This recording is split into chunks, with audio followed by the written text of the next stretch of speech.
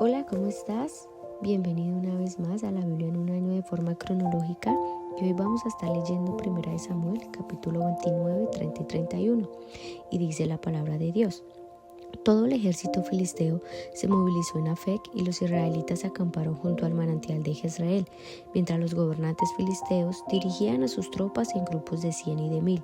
David y sus hombres marcharon por la retaguardia con el rey de Aquís, pero los comandantes filisteos reclamaron: ¿qué hacen aquí estos hebreos? Y Aquís les dijo: este es David, el siervo de Saúl, rey de Israel. Él ha estado conmigo por años y no he encontrado en él ninguna falta, desde que llegó hasta el día de hoy. Pero los comandantes filisteos se enojaron. Envíalo de vuelta a la ciudad que le diste, le exigieron.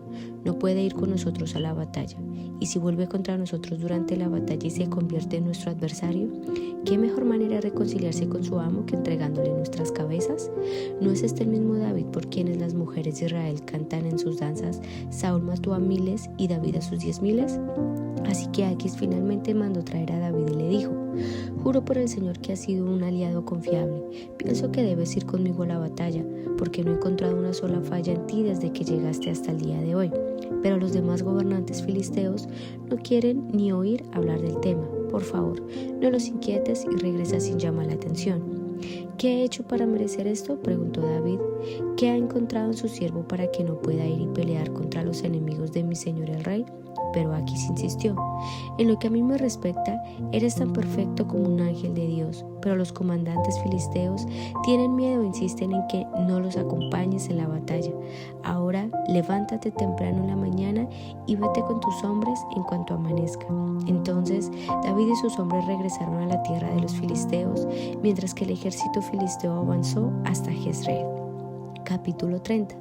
3 días después, cuando David y sus hombres llegaron a su casa en la ciudad de Siclag, encontraron que los amalecitas habían asaltado el Negev y Siclag. Habían destruido Siclag y la habían quemado hasta reducir las cenizas. Se habían llevado a las mujeres y a los niños y a todos los demás, pero sin matar a nadie. Cuando David y sus hombres vieron las ruinas y se dieron cuenta de lo que le había sucedido a sus familias, lloraron a más no poder. Las 2 esposas de David, Ahinoam y Jezreel, y Abigail, la viuda de Nabal de Carmelo, estaban entre los que fueron capturados. David ahora se encontraba en gran peligro, porque todos sus hombres estaban muy resentidos por haber perdido a sus hijos e hijas y comenzaron a hablar acerca de apedrearlo, pero David encontró fuerza en el Señor, su Dios. Entonces le dijo a Abiatar el sacerdote: tráeme el efod. Así que Abiatar lo trajo, y David le preguntó al Señor: ¿debo perseguir a esta banda de saqueadores? ¿Los atraparé? Y el Señor le dijo: sí, persíguelos, recuperarás todo lo que te han quitado. De modo que David y sus 600 hombres salieron y llegaron al arroyo de Besor, pero 200 de ellos estaban demasiado cansados para cruzar el arroyo, por lo que David continuó la persecución con 400 hombres. En el camino encontraron a un egipcio en un campo y lo llevaron a David. Le dieron pan para comer y agua para beber.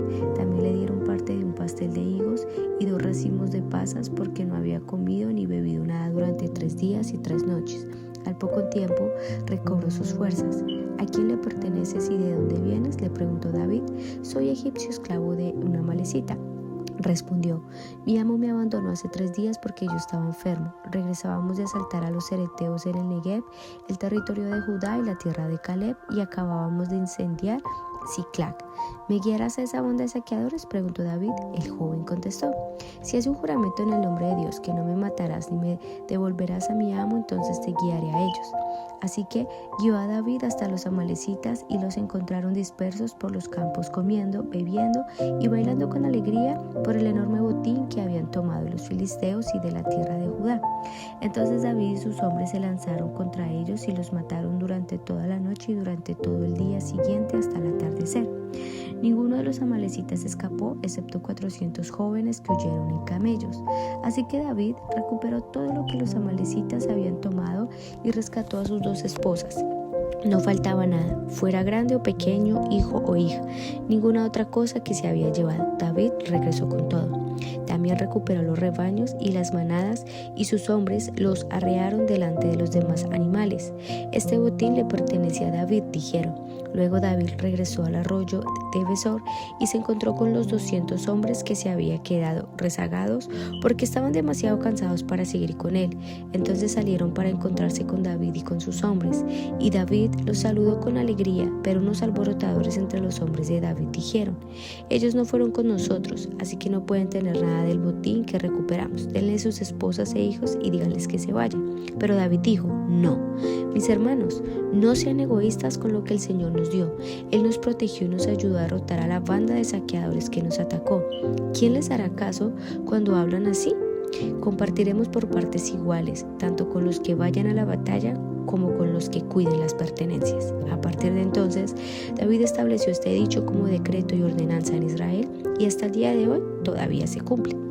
Cuando llegó a Siclag, David envió parte del botín a los ancianos de Judá, quienes eran sus amigos. Esto es un regalo para ustedes, les dijo David, tomado de los enemigos del Señor. Los regalos fueron enviados a la gente de las siguientes ciudades que David había visitado: Betel, Ramot Negev, Yatir, Aroer, Sifmot, Estemoa, Racal, las ciudades de Jerameel, las ciudades de los Eneos, Orma, Corazán, Atac, Hebrón y a todos los demás lugares que David había visitado con sus hombres. Capítulo 31. Ahora bien, los filisteos atacaron a Israel y los hombres de Israel huyeron ante ellos. Mataron a muchos en las laderas del monte Gilboa. Los filisteos cercaron a Saúl y a sus hijos y mataron a 3 de ellos, Jonadab, Abinadab y Malquisua.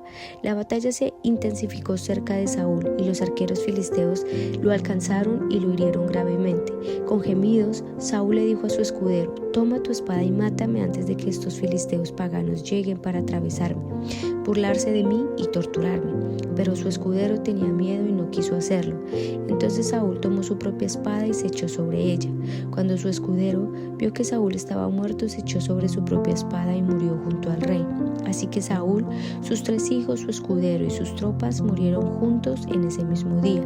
Cuando los israelitas que se encontraban al otro lado del valle de Jezreel y más allá del Jordán vieron que el ejército israelita había huido y que Saúl y sus hijos estaban muertos, abandonaron sus ciudades y huyeron. Entonces los filisteos entraron y ocuparon sus ciudades. Al día siguiente, cuando los filisteos salieron a despojar a los muertos, encontraron los cuerpos de Saúl y de sus 3 hijos en el monte Gilboa. Entonces le cortaron la cabeza a Saúl y le quitaron su armadura. Luego proclamaron la buena noticia de la muerte de Saúl en su templo pagano y a la gente en toda la tierra filistea. Pusieron su armadura en el templo de Astoret y colgaron su cuerpo en la muralla de la ciudad de Bet-San. Pero cuando el pueblo de Jabes de Galaad se enteró de lo que los filisteos le habían hecho a Saúl, todos los valientes guerreros viajaron toda la noche hasta Bet-San y bajaron los cuerpos de Saúl y de sus hijos de la muralla. Llevaron los cuerpos de Jabes, donde los incineraron. Luego tomaron los huesos y los enterraron debajo del árbol de tamarisco en Jabes y ayunaron por 7 días. Bueno, así hemos terminado el primer libro de Samuel. Y empezamos viendo en el capítulo 29 cómo que David no había consultado primeramente al Señor en cuanto a vivir y servir al rey de Aquís. Dios preservó su vida, no permitiéndole que luchara en contra de su propio pueblo, que era Israel, y aún más mostrándole gracia ante el rey al tenerlo en gran estima. Porque si notas, el mismo rey de Aquís le dice: eres como un ángel del Señor. Entonces no son coincidencias, sino al contrario, podemos ver cómo la gracia que Dios había colocado en David se podía ver efectuada ante el rey de Aquís. Y luego, en el capítulo 30, notamos cómo David era un excelente líder. Imagínate, su forma de compartir, y aunque claramente muchos de sus hombres no habían ido con él a esta conquista, aún así él decide ser un gran líder y hacer todo de la forma correcta.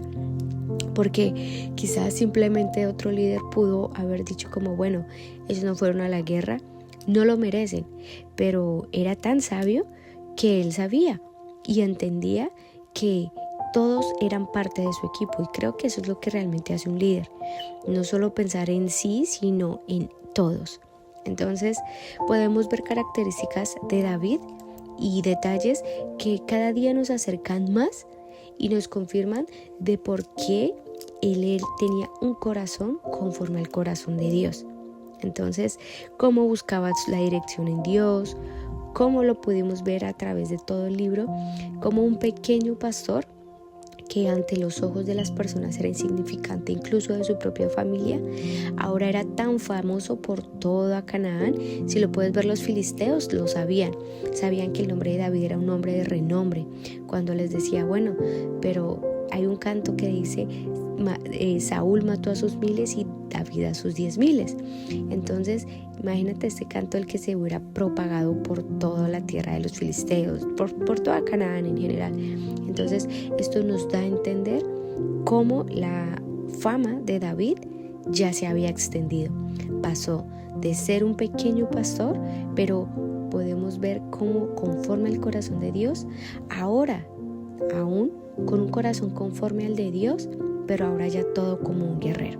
Entonces terminamos el capítulo 31 con algo interesante, o quizás más bien un dato a recalcar, y es que muere el primer rey de Israel y curiosamente le cortaron la cabeza. Y tú te preguntas, bueno, pero ¿por qué le cortaron la cabeza? Entonces hay comentaristas bíblicos que creen que los filisteos hicieron esto en venganza cuando a Goliat le habían cortado su cabeza. Recordemos que Goliat era su mayor guerrero. Entonces lo pudieron haber hecho en forma de venganza, y aunque más allá de todo esto vemos la muerte tan trágica en la que terminó Saúl, su forma en cómo había empezado, cómo él llegó a profetizar, a alabar a Dios, cómo él llegó a ser un hombre de tan gran estima, y ver con pequeños detalles, al haberse alejado de Dios, pudo causar este desprendimiento y cómo su reino fue arrancado. Entonces creo que Primera de Samuel nos deja una enseñanza tan grande, y es que quizás si Dios nos da un talento, o quizás si Dios te dio algo y está depositado en tus manos, tienes que, más allá de saberlo usar, administrar, es entender que es Dios quien te lo dio. Y si Dios te lo dio, entonces debes servir a sí mismo, a Dios, con un corazón conforme al que Él espera que tú tengas, o tengamos mejor. Entonces creo que es importante recalcarlo, y también decirte que aquí no acaba el libro de Primera de Samuel, sino que continúa. Vamos a ver en su segundo libro. Entonces ya en ese punto la historia de Israel no acaba, sino que ahora va a tomar un nuevo rumbo. Entonces vamos a orar. Señor, te damos gracias por la oportunidad que nos diste de aprender de este libro. Ayúdanos a mantenernos siempre en humildad. Ayúdanos a siempre, Señor, creer en ti, y a mantener un corazón conforme al tuyo. Tener un corazón conforme, Señor, a tu voluntad y tus deseos, siempre manteniéndonos, Señor, acorde a tu espíritu. Habla a nuestros corazones. Te pedimos que nos ayudes cada día a seguir tus pasos y tu camino, para que de esta forma siempre nos mantengamos dentro de tu voluntad y dentro de tus propósitos, Señor. Te damos gracias, guíanos y ayúdanos para cada día seguir aprendiendo de ti, que tengamos un corazón dispuesto a aprender, y quizás, Señor, a corregir muchas cosas que hasta este punto, Señor, quizás hemos tenido o hemos pasado por alto. Ayúdanos para que siempre, Señor, tengamos un corazón dispuesto para agradarte y adorarte a ti. Te damos gracias, Señor. Amén. Y bueno, así terminamos el día de hoy, y mañana nos veremos una vez más en la Biblia en un año de forma cronológica con el libro de Segunda de Samuel. Dios te bendiga.